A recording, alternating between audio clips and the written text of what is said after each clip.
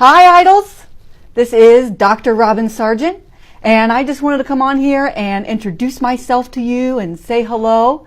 I also wanted to share my story, where I came from, and share with you about the vision I have for this group and why I started the Become an Idol Facebook group and kind of the things that I'm working on to help some of my vision come true for, the end things that we're going to do to help you become an idol.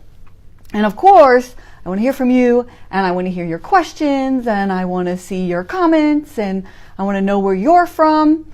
So I'll go ahead and get started. Hi, Susan. Thanks for joining me. So I'll go ahead and get started and tell you a little bit about myself. I actually was one of those accidental instructional designers. I went to college the first time and got a Bible and Theology bachelor's degree. So yeah, I'm not doing anything with that. And then I couldn't get a job because my bachelor's degree was in religion. So I went back. Hi, Jennifer. Thank you for joining us. And I went back to college and, well, what did I do? I got another degree in religion. I got a master's in Bible and Theology. I really just kind of wanted to hang out with my favorite professors again, and I was listless. So then I exited my master's program and threw away all my Greek lexicons because I was done studying Greek. I did 3 years of Greek. Anyway, I was over that, and I tried to get a job again. And the first real job I finally got was as a librarian at a university called Shorter University. And it wasn't until a year after that that they said, I was in the copy room, and the dean of students came in there and we were chatting, and she said, "Hey Robin, do you know anybody with a master's degree that would be interested in being an academic advisor?" And I have one of those, and I'd love to be an academic advisor. So went through the process and became assistant dean later. And then it came time where the college wanted to move their courses online. And I was already teaching faculty, adjunct faculty, how to use Moodle, which is a learning management system, and building out courses in Moodle for them and things like that. And so when they had to build the course, I don't know if you've met a lot of faculty members, or at least the ones that I encountered were all Luddites. They were scared of technology and they didn't want to build it out. And so I ended up building out the very first associate program for the adult studies. And that's where I found instructional design, because I could use the creative to create the images and the graphics. And so it was after that I found, and I said, you know what? I love higher education, but you just don't make that much money, and you're not going to move up in higher education. I'm not going to make it to dean unless, one, I have a terminal degree, or two, somebody dies. And since I wasn't willing to wait around for that, I decided to go and get a instructional design corporate job. And that was not an easy task, because what they're looking for, of course, is, do you have experience as an instructional designer? Do you have experience as a corporate trainer? Do you have an online portfolio? And I didn't have any of those things. So I just made it. I made a portfolio. I tailored a resume. I got whatever kind of experience I could at the university and translated it for the corporate environment, and finally got my first job at Silverpop, which is now an IBM company, creating instructional design courses and instructor-led courses, instructional design courses. That don't make any sense. I was making e-learning courses for how to use their digital marketing platform. And from there, I just continued to build my portfolio and apply for new positions, and I made it to Director of Learning Development, and then I started my own business, Idol Courses. So I said, hello, Idols. I don't know if you have realized, but Idol means, does anyone know? It means instructional design and online learning. And so that's what it means. And so I figured that you all who are with me are either wanting to be instructional designers and online learning developers, or you already are one. And so just a little bit about why I started this group, Become an Idol. Well, one of the practices I went through recently was, what is your expertise? And it seemed pretty obvious to me that my expertise is instructional design. I went on and got a PhD in education with a specialization in instructional design and online learning. And I knew that was my specialization, but I wanted to serve not just clients, but I wanted to serve another community. And that community is people, especially teachers and professors and career changers who want to move from their current career into instructional design, because I've been there, I've done it, I made it happen, and it was not an easy process. And so I really wanted to create a place that teaches you the basics of instructional design, supports you as you have like on-demand questions, and just social learning in general. And so far, I mean, I started this group in August, and in February we've already grown to almost 800 members. And so it seems like there is a real need for people who want to make the transition, but they just don't know how. They don't know how to build a portfolio if they've never built courses before, or they don't know how to tailor their resume to land their first instructional design job, or maybe they just need some introductions to recruiters or jobs or other people in the field who they can network with. And so that's why I started Become an Idol Facebook group. Now, my current vision for this group is actually to build the courses that help serve you. And so I want to know what you think those courses are, or what those workshops are that help you. And so right now I'm building a fully self-directed online course called Build Your Idol Online Portfolio. And I'm also working on a full Become an Idol course. It's insane. It's got 52 lessons in there. I'm going to have to chunk that up. But I've got it all the outlines. I've got the scripts written, and so it's just a process, as you probably know if you've ever tried to build a course, and especially if you're working on client projects at the same time. And I'd also, someone said they'd like to have a workshop on how to develop e-learning courses. So really, I just want to hear from you and answer questions that you have about anything instructional design, and if there's, no questions, then, we'll stop it here. But if you have anything that you'd like to ask me about myself, or Become an Idol Facebook group, or instructional design, or e-learning, or even being a freelancer, which is something that I've actually done from the very beginning. From the time I got my first corporate job, I was always a side hustler, because you can always make more money than what you make in your full-time job if you want to go home and keep working. So, and that was actually how I started my business. Was I got a very large client during maternity leave of my third child and final child, and it was because of that big client I was able to ramp up and start Idol courses full time. But I've always had Idol courses as a freelancing gig that I did on the side since 2012, really. So that's all I wanted to share about myself and why I started the group and my vision. So if you have any questions, go ahead and put them in there. Put them in the chat box. Let me see you. I want to know where you're from.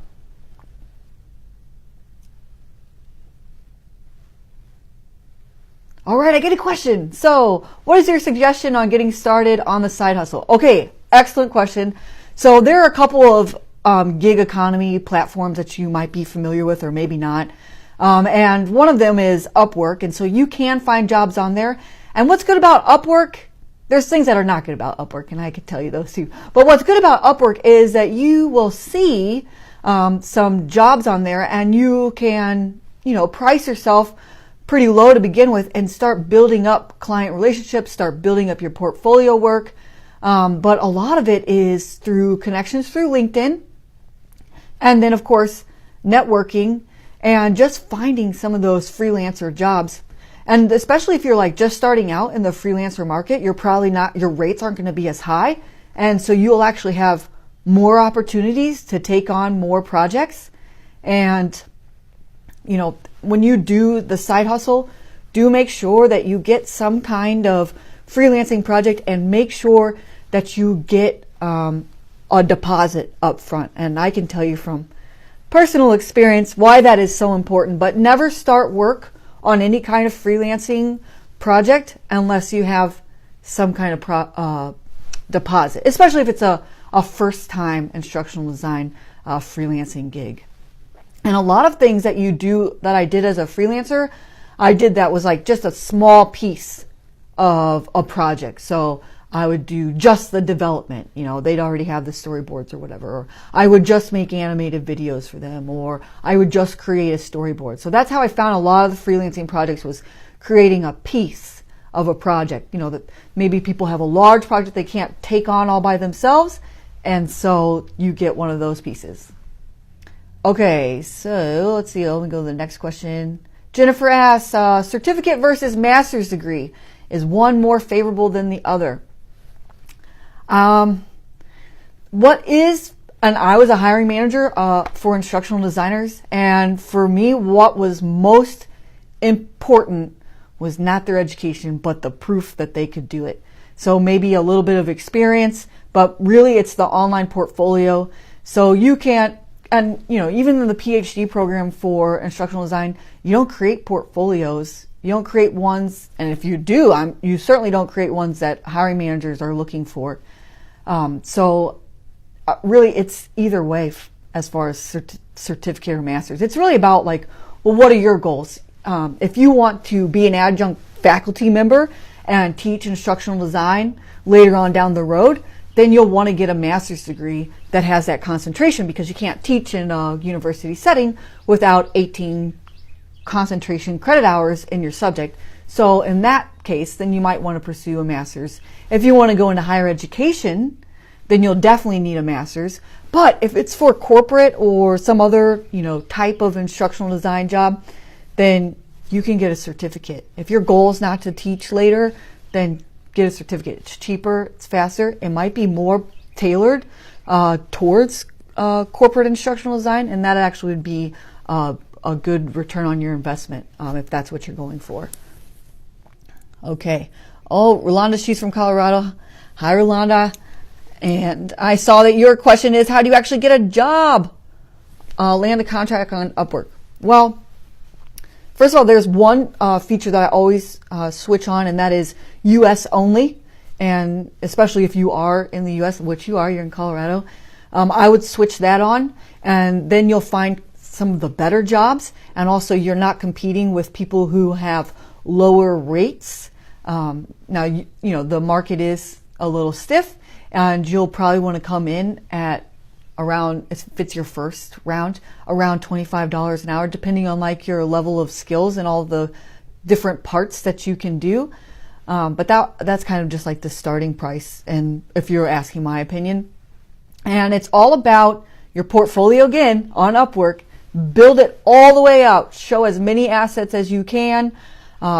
Explain what you've done before, and include not just e-learning, but include facilitator guides, include PowerPoint decks, include animations, graphics, anything that you can do. Make sure to include it in your portfolio on Upwork. There's many times where I got jobs because they found me through my portfolio. So, and also whenever I write a proposal, write a really good detailed one, like a big cover letter, like a sales page almost, for the first one. And then once you write a really good one and you get your first response and they want to interview you after that, then make sure to save that so that you can repurpose it for other proposals. Maybe I'll share some of what my proposal looks like later on down the road. Jennifer's in Kentucky. Yeah, I drive to Kentucky to go to my hometown, Missouri, adjunct small private university in early childhood education. So if you are an adjunct, Jennifer, and you asked that question about a certificate or a master's, then that you probably would want to go for the master's. Or if you can find a certificate program that gets you graduate hours, that's 18 hours in instructional design, then you might want to do that if you want to stay along the path of being on the adjunct route. Okay, Tabitha, is there any central location to find out about conferences? That's a good question. I'm actually bad about going to conferences, which, funny enough, I think it's because I'm running a business. I've got 3 children. That's just a little personal information. I have 3 boys. I have a 9-year-old boy, a 5-year-old boy, and I have a 1-year-old little baby, Mac, Soren, and Jack. And for me, getting to conferences and getting my husband to agree to watch all 3 children has been a challenge. But usually the way I find out about conferences, and I just applied to speak at my first one this year, the DevLearn, is getting on the email subscription lists. So for like ATD, the e-learning guild, the training industry, those are kind of the 3 big ones. If you're on their subscription list and you give them your email, they'll let you know when their conferences are. And of course, if you are active on LinkedIn, they are always talking about conferences. So those are some good ways. But that's a good question. So I'm going to find out where there's a central location. I've actually got a lot of people that I know on LinkedIn that go to and speak at a lot of conferences. So I'll tag them and ask them. So let's see.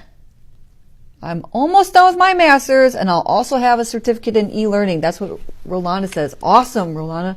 I'm looking forward to you finishing your program and sharing with us kind of your journey and how it is going, and how are you starting to look for and apply for jobs now, right? And she has a portfolio. I know, I've seen it. I've seen your portfolio, Rolando. It's starting to look awesome, and you added those descriptions to your portfolio artifacts, and so it's looking great. Okay, what other software do you suggest besides Vyond Go Animate for animated videos? So I am a techie fan. I have always loved technology. As a matter of fact, that was one of the #1 reasons why I moved out of the university and into corporate, because the university, they can't really afford new gadgets. They couldn't afford Articulate Storyline or Captivate or Camtasia or all the different software that I wanted to use and try. And at that time in 2012, Storyline I think was only in like its first or second version. There's been several that I've tried, and that's why I always recommend Vyond, because I feel like I've tried them all. So the first one I tried was Crazy Talk Animator, and before I say this, I will tell you that in instructional design, animation programs, the purpose of animation is not to create an animation, so to speak. And what I mean is, you have to rapidly develop engaging videos for your learners. And so what that means is, like, you don't want to be creating all the assets for an animated video. For instance, if you go to Adobe Edge Animate, you've got to import sprites, which are just like hand-drawn or vector characters, and you have to have like the different motions for those sprites that you then import in. Then you got to put nodes on them and put bones on them and move them, and it takes hours and hours. It probably takes about 4 to 5 hours for 1 minute of output, and that's just insane. We don't have time for that. That's not our focus as idols. So that's why I recommend things like Go Animate, because the assets are already there and they're already pre-animated. And so it's programs like that. There's another one like Animoto, and Crazy Talk Animator does have some assets, but it's more along the lines of Adobe Edge with only like a couple of assets, but you still have to put the bones on them. So anything where you have to put the bones, move the nodes, or anything like that, that's going to be a huge time suck and a steep learning curve. And so that's why, for me right now, Vyond is just the best one. I've played with Animoto, and for me, I wasn't a fan of their timeline and the way that things move on the screen.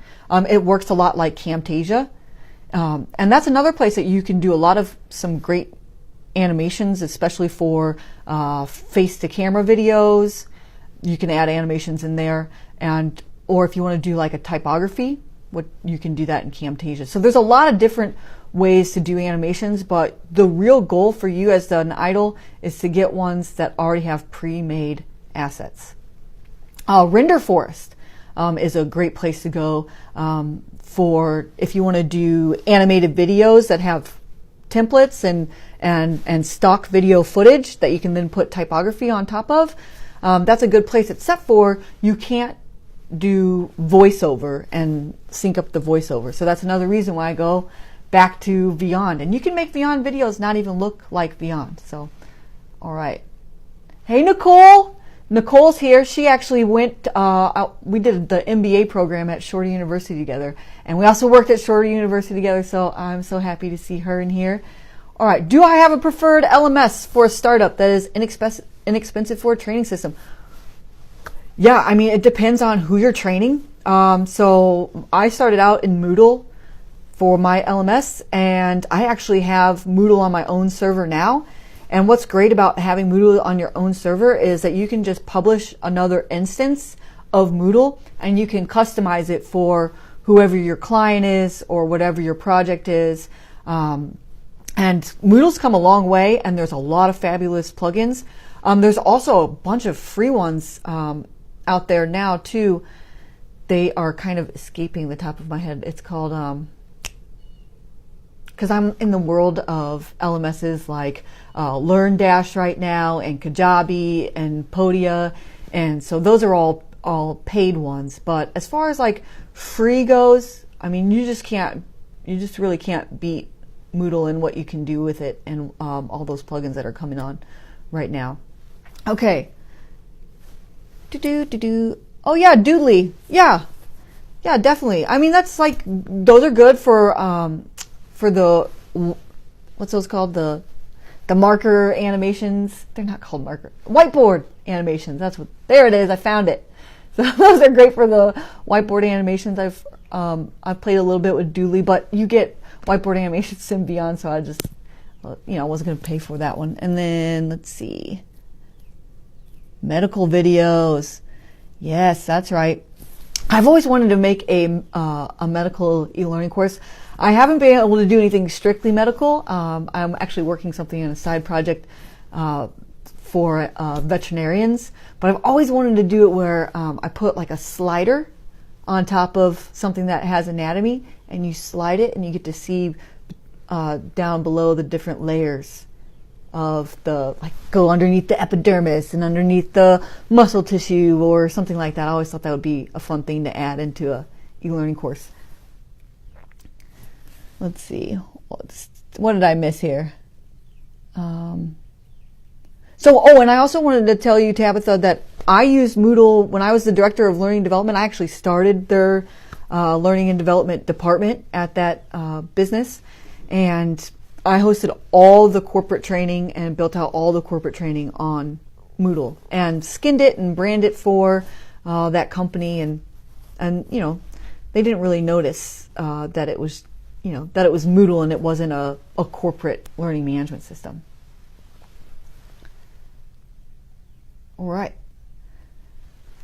So, PowerPoint. Yeah, excellent point, Andy. Yeah, absolutely. That's where I got started too, as far as even creating graphic design elements. I got started. I mean, I use more professional ones now. Like on my iPad Pro and things like that. But because the shapes are so powerful in PowerPoint, you can actually create vector images in PowerPoint because those shapes are vectors, and then you can export them as really large PNGs with transparent backgrounds. So PowerPoint has a lot of surprising capabilities. I remember the e-learning articulate storyline. What's his name? Tom. What's his last name? I don't know. He was the one who first introduced me to using PowerPoint to create graphics. Oh, Tabitha, you're not looking for free. Okay, good. Well, then I've got something good for e-commerce already built in. Okay, well, it depends on where you're building on, but there is something that I am loving right now, and it is called Social Learner, and it's a plugin for actual WordPress, and it combines on top of LearnDash. And so LearnDash is the LMS. It has e-commerce built in. Social Learner builds on top of that, and they're only one flat fee, right? You don't have to pay a monthly fee for those things. And it builds on top of that social learning capability so that your learners can talk to each other. Of course, LearnDash, you can sell products, you can sell courses. And then also Social Learner combines with BuddyPress and you can get the boss themes, which that just means like a theme that makes your WordPress page look good. So that's my favorite one right now. I've looked into a couple of other ones. For instance, MindTickle. If you're interested in any kind of gamification, leaderboards, or sales training, that's an excellent one. Or role playing, because it has this feature in MindTickle where if, say, you're doing sales training and you want them to come on to video and do a role play, you can have, you can give them a mission and, say, do a role play, about whatever. And it like brings up the video for them and they record their video, and then they can get feedback from their manager. Also, when they complete courses and activities, they get points, and there's leaderboards. So that's another good one. Docebo's really expensive, but it's got some great features. I guess it all just depends on like what's your budgets and what is like your must-haves. If it's for a personal site that you want to sell e-commerce courses, for me, it's Social Learner on WordPress, Kajabi, and Podia. So those are, yeah. I could go on and on about LMSs because as you'll find and you grow in your career of becoming an idol, you'll want to grow your skill set. You'll want to be able to load your courses to an LMS, be an administrator for an LMS, right? Create videos, develop e-learning, write storyboards, create scripts, outlines, needs analysis, survey your participants. All these things will only help you grow in your career and also grow in your skill set. And the more that you are able to do, the more you're able to be the Swiss Army knife of instructional design, the better off you will be.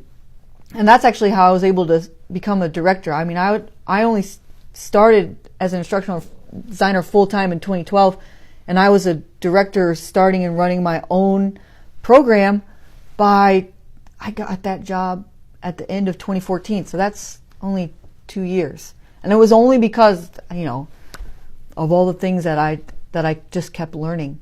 As a matter of fact, to get my first job as an instructional designer, the hiring manager asked me, he said, "Oh, do you know how to use Lectora?" And unfortunately, I'd never even heard of it. And I said, "No, I don't know Lectora." But then, because he asked me that in the phone interview, I went home that night and downloaded a trial, and I created a What I've Learned About Lectora e-learning sample course, and I emailed him the next morning and said, "Look, I'm really eager for this position. I didn't know Lectora, but now I do. Here's a course I built in Lectora." And he actually told me when he brought me in for the interview, that's why he brought me in for an in-person interview, was because he saw that I went and taught myself a new e-learning development tool without it even being a requirement, because I wanted to be an instructional designer. Oh yeah, Tabitha says, any places you go for design inspiration for storyline. Okay, so lately I am geeking out on all the things that the UI and UX designers are doing, and there's a girl. I am the worst with names. By the way, I don't know if you know this about me. You probably don't, but I am the worst with names. I will see a face, I'll know a face, but I'll just say Melissa on LinkedIn. She works at Amazon. That does not help you that much, right? I don't know her last name, but anyway, she is always creating UI and UX for her e-learning, and so she's one of the people I follow. Anyway, so what we were talking. Yeah, e-learning heroes for sure. There it is, Melissa Milloway. See, I don't have to remember last names. You guys know who I'm talking about. She's awesome. But I look at web pages and apps a lot, and websites that I think are designed well. You can go to different places because, let's face it. There are great e-learning developers, but a lot of them are not at the same level of engaging, eye-pleasing, interactive levels that web developers are at. And you can do most everything that you see on a website or on an app or in any kind of web development page that like you think looks cool, you can do it in an e-learning course. You just have to figure it out. You just have to figure out what the triggers are and how to make that work and what web objects to insert. But that's where to go is, those people who are winning awards for web development and app development and keeping people engaged that way. That's where I get the most amount. And I just do Google searches, best web pages. I'm constantly downloading apps and looking at them. And just like sometimes when I watch TV and I see animations, I'm looking at the animations, right? I'm looking at how they bring in their intro videos and, they flew that in and then they made that spin. And so it's all about like kind of giving yourself a new perspective when you go to a web page that you like, when you even when you go to eLearning Heroes or you go to eLearning Examples or whatever, when you type that into Google and start searching around, it's all about like looking at it in a way that you can dissect it and put it into your own courses and make them better. I know Talia's with me. She used to do the same thing. That's the best. Art is copying, right? But it's not just like copying straight up, but it's getting inspiration and trying to duplicate it in your own way, in your own voice, and with your own tools. And you're always going to create something new. Sarah Hodge. Okay, Sarah Hodge for e-learning modules. Great. So I know I freaking love video games, Talia. I am a Nintendo baby, and there's a lot that you can learn about video games, especially the fact that there are games where, for instance, Super Mario Brothers, right? On the very first Nintendo, you died, and if you died on that level, you just went right back to the beginning of the level, but you kept on playing. Also, they didn't teach you how to play, right? You just press start, and you got to figure out how to play. And I kind of, I've imported that in a lot of my e-learning courses. Like, if it's not intuitive enough for people to just start playing or just start learning, then I haven't done a good job of designing my e-learning courses. But yeah, absolutely video games, because you're not winning anything. You can learn things from video games, and you keep on playing, but for what? And it's for enjoyment. And so, what are the ways that we can make our courses enjoying? Tumblr's good. I never go on Tumblr. It seems like a younger, like my nanny. She would be on Tumblr, but that's a good idea. Go check out Tumblr. And of course, all those illustrators and web designers that are on Instagram, since we're talking about Tumblr, yeah, Pinterest. So I said that I would just stay on here for 30 minutes and say hello and answer any questions, but I really want to know, what kinds of things that I can do to serve our community better. And so if you have some of those, please make sure to let me know later on. And I'm so glad that you joined me. And thanks for letting me take the time to introduce myself. And I'm looking forward to maybe doing some challenges later on maybe where we build some, portfolio content together or things like that. Oh, did I miss? Oh, sweetheart, I did miss your question. I'm sorry about that. I'm not sure if you answered this question before as a fresher. How do I start my career in instructional designer? Okay, well, so the first step that you'll want to do is you're going to want to redo your LinkedIn page. And you're going to want to make sure that on your LinkedIn page, you are making your skills transfer to instructional design. And you are putting instructional designer somewhere in a title. Now, even as your title at the top by your name. You're also going to want to redo your resume. And you're going to want to create your resume in a way where your skills are at top, and then you'll want to put your education, not your education, but your experience next, and you want your experience to translate to instructional design, and then put your education. So it's going to be a skills front resume that you're going to want to create, and then of course you're going to want to network, right? The best way to get a job, any kind of job, is getting referred and meeting people. And so you know that there's meetups for instructional design in your area. You know that ATD does a lot of things that are very cheap or inexpensive. You're going to want to go to those things because not only are other instructional designers at ATD, hiring managers and directors of learning and development departments are in ATD. And then, of course, you're going to want to like connect with some recruiters and let them know. But recruiters are looking for a resume that has instructional design and has those keywords because they're looking for it in their applicant tracking system to search for those keywords. So fill up your resume with keywords that they're looking for, like training, instructional design, e-learning development. And that's going to be the best way. Or, of course, to start doing things for free. Volunteer to build an e-learning course. Volunteered to write a storyboard. Sit behind somebody and watch them do it so that you can build out your portfolio. And that, of course, is the last thing that you'll need to get your first instructional design job, and that's a portfolio. Unless, of course, you're going into higher education instructional design, which I do that too, and you don't need a portfolio, but you do need to be able to pass a test. And usually corporations and universities will give you a test on instructional design, and they'll be like, here's what you got from the subject matter expert. Just for example, this is one I got for Southern New Hampshire University. This is how they tested me. Here's what you've gotten from the subject matter expert. What kind of follow-up questions would you give for this and why, and what would you do next? And they give you like a big document, and you've got to answer questions about it.